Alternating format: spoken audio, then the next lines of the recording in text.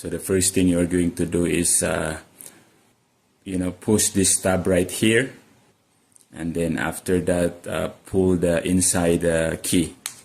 After you pull the inside key, there's a slot here, both sides, and you can wedge or just like twist so that you can open the key fob. So after you see a little bit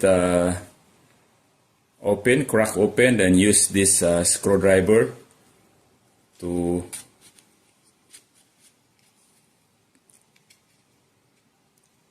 slide it or open it.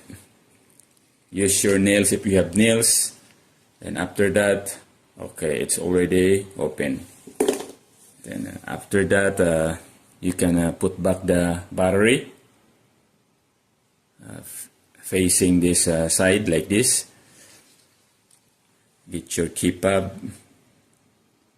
and put it back together.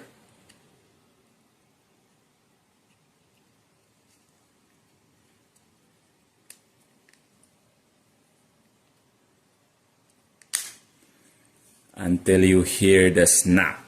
When you hear the snap, when you push it, that's the time that you will know that the key fob is already closed. Then after that, press again, then put this inside key.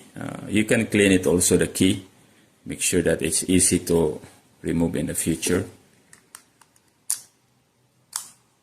Now you have a new battery on your key fob.